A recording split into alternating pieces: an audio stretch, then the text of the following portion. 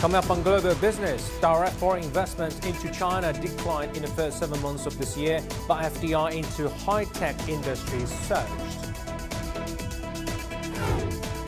China's first shipping index future begins trading today in Shanghai, helping companies to hedge against risks of volatile container freight costs.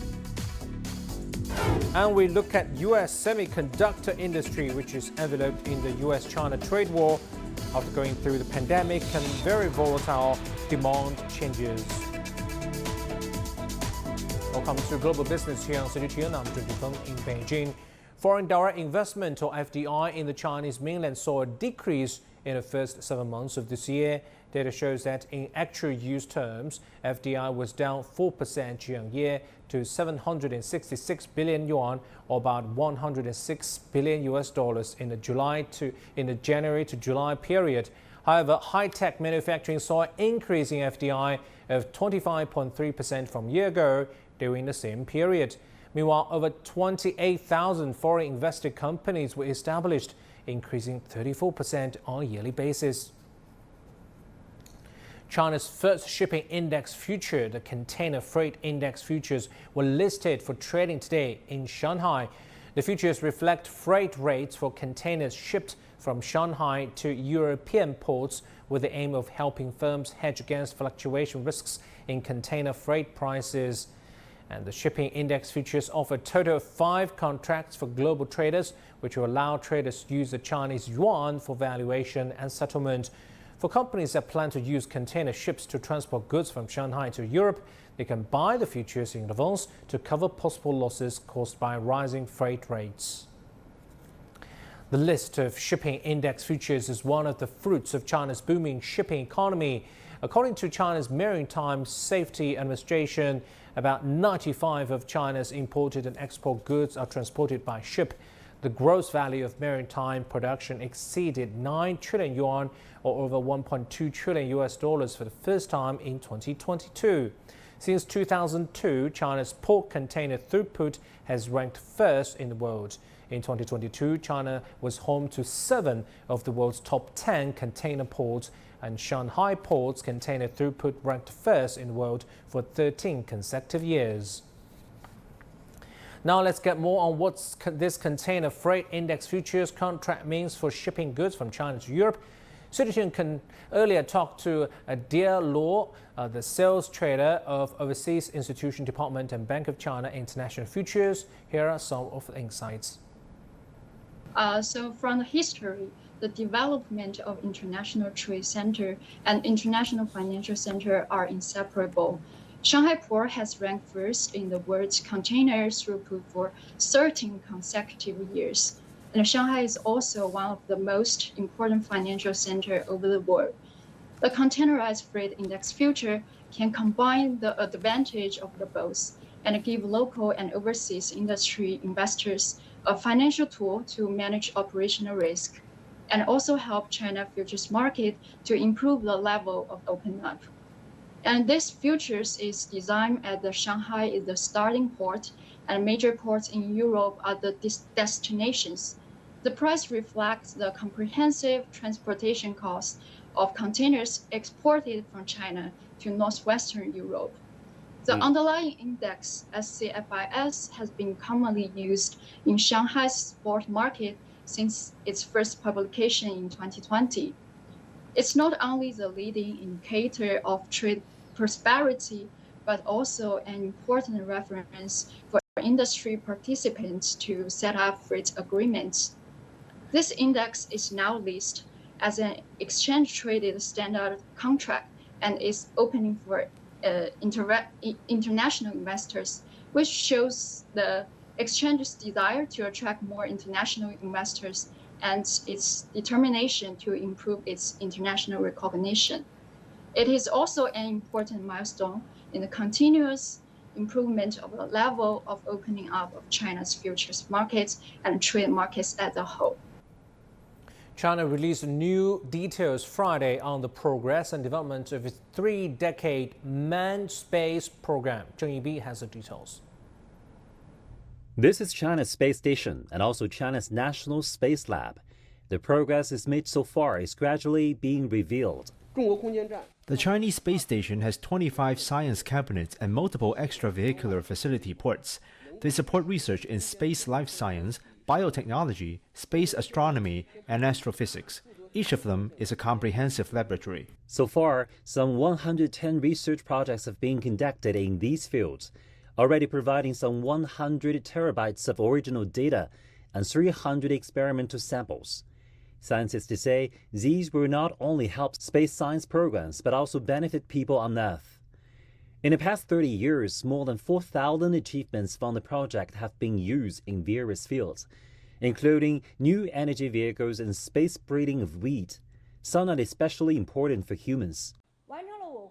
We completed China's first space organ chip research. It's also the world's first artificial blood vessel tissue chip.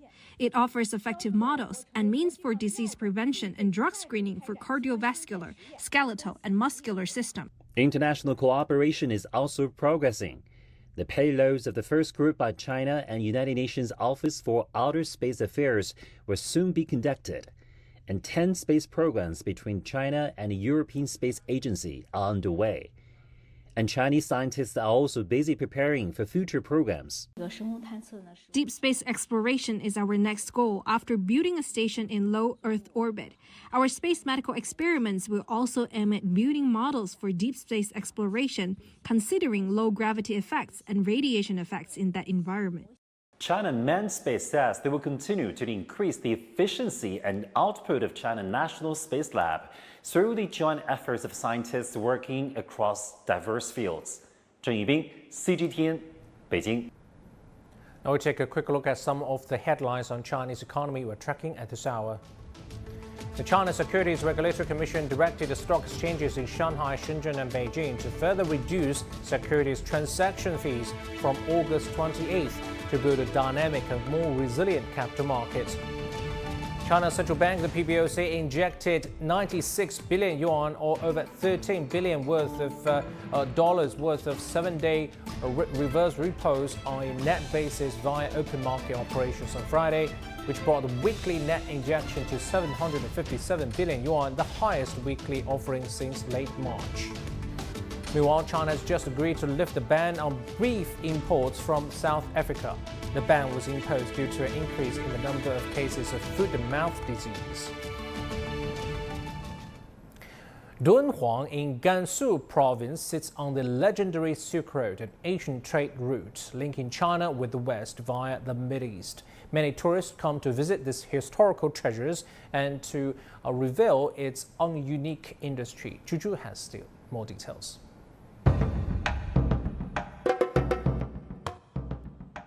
We are now here at the Yumen Pass in Dunhuang, Gansu province. It was a crucial gateway connecting China and the western regions during ancient times. It has a history of over 2,000 years and sits right on the ancient Silk Road. Dating back to the Western Han Dynasty, the Yumen Pass played a pivotal role in facilitating trade and cultural exchange between the East and the West. Merchants, explorers, and travelers journeyed through this pass. Many tourists come here to immerse themselves in the Silk Road history. 主要想带着孩子来感受一下这个西北的风情。 Our son loves ancient Chinese poetry related to the Yumen Pass. He finally gets to see the real-life inspiration for those works, and he's very excited. It's a very special experience where you enjoy the view and thinking about its history. Per day, we receive about 2,000 tourists here. We have held many activities, including learning traditional Chinese etiquette, to let our tourists feel the historic atmosphere. It is the best preserved large pass on the Silk Road, which was listed as a UNESCO cultural site with related Silk Road sections in 2014. Some tourists are amazed to see this historic treasure. I've never seen such a historic pass in desert before. I'm really astonished seeing how it is still so well preserved after 2,000 years. Besides the Yumen Pass, other places such as Mogao Grottos and Yueyang Mountain Crescent Spring are also hot tourist spots thanks to Dunhuang's unique culture and history. According to local culture and tourism department, City Box in Dunhuang has received over 1 million tourists for the first time this year as of May. That is 6-fold of that in 2022. Zhuzhu, CGTN, Dunhuang in Gansu Province. You're watching Global Business. Come up next. South Africa is hosting a Brexit trade fair from Saturday to promote trade and investment between African business community and the BRICS nations.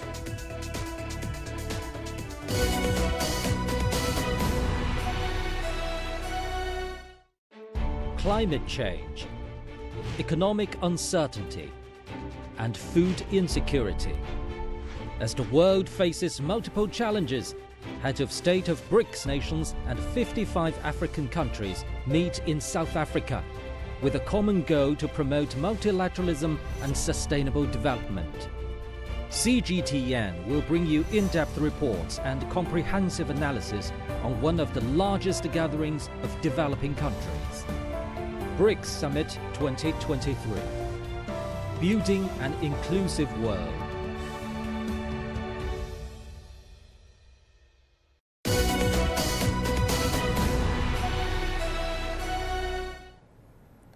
Ahead of the 15th BRICS Business Summit, South Africa will host a BRICS trade fair from August 19th to 21. The fair will promote trade and investment between the African business communities and the BRICS nations. It will be officially opened by Ibrahim Patel, South Africa's Ministry of Trade, Industry and Competition, together with his BRICS counterparts. Representatives of business organizations and chairpersons of large companies from Africa will attend the meeting. The southeastern Chinese city of Xiamen hosts an innovation center that's helping advance cooperation among BRICS nations. Wu Bin reports on how it's helped one Chinese company enter the Brazilian market. This Chinese company is the largest manufacturer of LCD monitors in the world. TPV first entered the Brazilian market more than 20 years ago and established a base in Manaus, the capital of the state of Amazonas. Components made by the Xiamen branch in southeast China are shipped to Manaus, which employs over 1,000 local staff, to turn them into the finished products. After designing the products in our Xiamen factory, we will purchase the key components and do some processing here. We then export them to our Brazilian factory. The Brazilian factory assembles them like this, and this is a complete TV set. Behind me is one of the production lines for the company's LCD TV, one of its major products. Earlier this year, TPV secured cooperative deals with its production base in Brazil, which are expected to bring the factory an annual output worth over $400 million. The deal was signed at the promotional conference in Brazil earlier this year, hosted by the BRICS Innovation Center, a facility proposed by President Xi Jinping at the Summit of BRICS Nations in 2020 and formally established the following year. The aim is to advance what's known as the Partnership on New Industrial Revolution between member states Brazil, Russia, India, China, and South Africa. This is done by coordinating policies, training personnel, and developing projects together. The center builds a platform for communication and cooperation between enterprises and government. It also offers us more opportunities to understand the potential of the Brazilian market in order to lay out and develop products. Xiamen has seen the trade and investment benefits of that cooperation. Last year, the city's imports and exports with BRICS countries exceeded 95 billion yuan, about $13 billion, up 30% year-on-year. Of that amount, 30% is from business done with Brazilian companies. An air cargo route has been launched between Xiamen and the city of São Paulo. It's Xiamen's first cargo route to Latin America. The main cargo on the flight at the moment are cross-border e-commerce products, electronics, and pharmaceutical products. Fujian is also a major manufacturing base for shoes and garments. So there are also a lot of garments and shoes being shipped to Brazil on this flight. The cargo route is operated by a Boeing B777F freighter with 2 weekly flights. Li says another weekly flight is expected to be added this month in a bid to meet increasing demand from Brazil. Wu Bin, CGTN, Xiamen, Fujian Province. Chinese Vice President Han Zheng met with Danish Foreign Minister Lars Lok Rasmussen in Beijing on Friday. During the meeting, Han Zheng emphasized the fruitful outcomes of the long-standing cooperation between China and Denmark. This year marks the 15th anniversary of the establishment of a comprehensive strategic partnership between the two countries. A China-Denmark joint work program will be unveiled to chart the path for bilateral practical cooperation with a focus on advancing green development. Both China and Denmark firmly champion multilateralism, free trade and economic globalization. China is committed to promoting reform and opening up while actively collaborating with Denmark and the global community. Rasmussen stated that Denmark highly appreciates China's carbon neutrality objectives. He highlighted that Denmark's interest in the strengthening cooperation with China in green development and trade to alleviate bilateral relations to new heights. Danish Foreign Minister Lars Løkke Rasmussen is now on a state visit to China. He met with his Chinese counterpart Wang Yi on Friday. The two ministers exchanged views on a diverse range of topics. Our reporter Dong Xue in Beijing has more on their talks. The green collaboration and the global security have obviously topped the agenda. Specifically, the two signed, or I should say renewed, a joint green cooperation work program. It was first launched in 2017, and the overall purpose will be bilateral cooperation on the implementation of the U.S. global goals for the sustainable development. And an important focus area is expected to be sustainable green transformation across all sectors, and that includes to strengthen cooperation of renewable energy, mainly through technical assistance and policy formulation, and share and transfer knowledge and experience regarding the development of thermal power stations between Danish and Chinese companies, institutes, as well as universities. And that also include, to continue dialogue to exchange knowledge of the best practices and information on sustainable urban development, with a special emphasis on the use of sustainable energy and district heating, and promote bilateral cooperation in the field of energy efficiency. And the list goes on, especially in areas of transformation, as I mentioned earlier. And besides the important green work program, the two ministers also engaged in discussions on major global issues. These include talks on the Ukraine crisis, regional security concerns, and the status of China-EU relations, and broader global economic issues. China and Denmark established ties in the 1950s, and 73 years on, the relationship has flourished on various fronts. The only Nordic country that has established a comprehensive strategic partnership with China, the two countries share a strong economic relationship. China is Denmark's largest trading partner in Asia. In 2022, trade between the two countries reached $15.9 billion. Between 1950 to 2021, Denmark had invested a total of $4.4 billion in over 1,200 projects in China, mainly in medicine and manufacturing.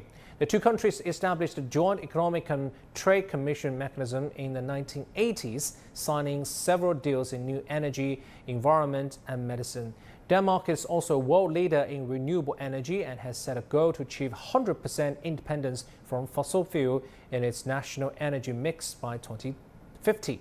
China and Denmark have tailored strategic cooperation in green transition and renewable energy projects.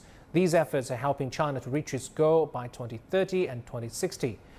Cheng Ziyuan speaks to Danish companies operating in China about the opportunities they're seeing. China is en route to achieving its goal to reach a peak in its carbon dioxide emissions before 2030 and to achieve carbon neutrality by 2060. A comprehensive strategic partner of China to assist in this effort is Denmark. And I think that's exactly what you're working on in China. Knowledge and products are inspired by business operations and exchanges with Danish companies on the ground. Danfoss, the Danish energy company, is leading in this field. It has been in China for nearly 3 decades. And right now we focus a lot to also make available so people can understand how are we actually doing it. It's not magic. It's actually most is really good business, short payback times, and that's really our motivation, to partner up with countries, with cities like where we were in Shanghai yesterday, Beijing today. With its newly launched Research and Development and Testing Center in Tianjin, The company sees great opportunities in the bilateral relationship. The big climate transition, it's a global transition, right? It goes on in Denmark, it goes on in China, and for many years, for some reasons, we have tried to decouple what you would call economic growth and our energy consumption and thereby CO2 footprint. According to the latest data by the Chinese Foreign Ministry, the trade volume last year between China and Denmark was $15.9 billion. By the end of 2022, Danish investment projects in China stood at well over 1,200, with the actual use of nearly $4.9 billion. Grundfos is another leading Danish company that's been operating for nearly 3 decades in China. Most people know that Denmark is known for its renewable economy and green energy with a global standard sustainable solution. Danish companies can use their experience and technological advantages to help China achieve its goals by 2030 and 2060. Experience in China has also set examples to explore potential in other countries. We're based here in China, but we serve the world from here. In recent years, we have shared our successful practices in China with other markets through the Belt and Road Initiative framework. For example, the Middle East, Asia Pacific, and Africa. We serve other customers with our accumulation of wisdom from China. Thank you, Mr. Feng, for your insights. Jens Hein, the head of China section at the Danish Energy Agency, says the bilateral cooperation between the two countries has been on for several years, and China is doing well with its green transition. A major step now is to better integrate into the country's energy system. Leaders in the field say they hope the Danish Foreign Minister's Rasmussen's visit will deepen these ties and inspire more possibilities for both countries. Chen Ziyuan, CGTN, Beijing.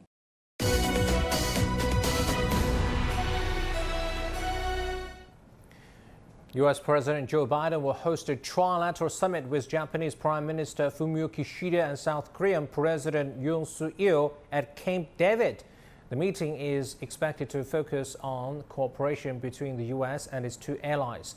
The nuclear threat from North Korea will be also discussed. The three sides will also focus on installing a trilateral leader-level hotline and are expected to unveil other measures at the summit, including strengthening trilateral exercises, cybersecurity, missile defense, and economic security. The semiconductor industry in the U.S. has gone through up and downs with the coronavirus pandemic hitting supply chains and volatile demand. It's also become enveloped in the U.S.-China trade war. And the latest Biden administration's move indicates that it's unlikely to change. Mark New has the details. The White House's most recent executive order targeting investment in China cites concern over semiconductors multiple times. How the order will impact chip sales to China is still unclear, but what is clear is that U.S. companies hope to avoid a supply chain disruption. Right now, the supply chain, for the first time in years, pre-COVID, is almost getting back to normalization. The last thing you want to see right now, especially going into holidays, going into an iPhone launch for 15, going into this AI gold rush, is further supply chain issues. And I think any restrictions would add complexity to that. The Semiconductor Industry Association in the U.S. recently issued a statement urging the Biden administration to allow continued access to China's market so as to avoid disrupting supply chains, causing significant market uncertainty, and prompting continued escalatory retaliation by China.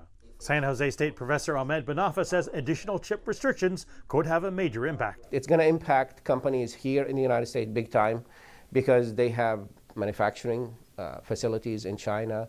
They have it in Asia in general. They're going to move it to another country. Then you have to build the knowledge, the skills again. At the same time, their market, this is a big market for them in China. Companies like Intel are navigating choppy waters. According to news reports, Intel, against all the headwinds, right, is planning to set up a plant in China right now. Right? So clearly, instead of decoupling, Intel is deepening its business and research relationship in the China market. Okay. The Biden administration just celebrated the anniversary of the CHIPS and Science Act of 2022, which includes a $52 billion investment to spur semiconductor development in the United States. The United States has advantage in the research, has advantage, in the patents, has advantage in so many things. China has advantage in the materials and the labor. That's why the United States would like to bring the manufacturing here, so at least take one of those advantages.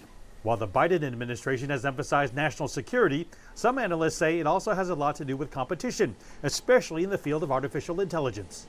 A big part of the chip restriction has to do with the ongoing AI competition between China and US, because AI represents the latest data technology and the latest technology breakthrough overall. Right, and for that, it is just like any other technologies, is powered by chips. Ma calls the semiconductor industry an integrated global ecosystem where interactions from all players help build a better product. But without that cooperation, each side has no choice but to embark on domestic replacement. That is, investing in highly complex chip building facilities at home. Mark New, CGTN, San Francisco. Turn to Europe now, where Germany is facing downward economic pressure, especially in industry and construction output. Our Peter Oliver in Berlin has a story. Still Europe's economic powerhouse, but the latest numbers don't lie, and they aren't looking good for the German economy. Industrial output was down 1.5% in June compared with the same period last year, and followed a 0.5% decline in May.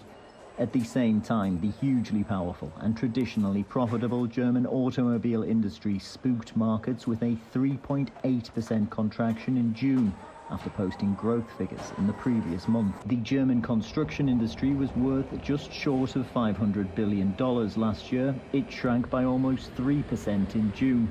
New construction projects are down 47% on the previous 2 years, and new building permits dropped over a quarter in the first 5 months of 2023.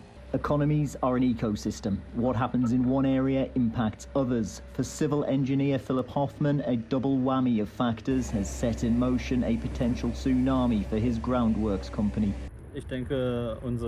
I think our economic situation in civil engineering right now is just the beginning. We have a 30% decline in this year alone.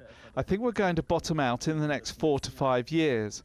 By then, we will have had a drop of 90%. Why?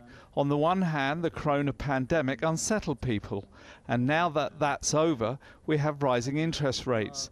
It's almost impossible for the average small builder to build with high interest rates, because at 4 to 5%, a mortgage is just unaffordable.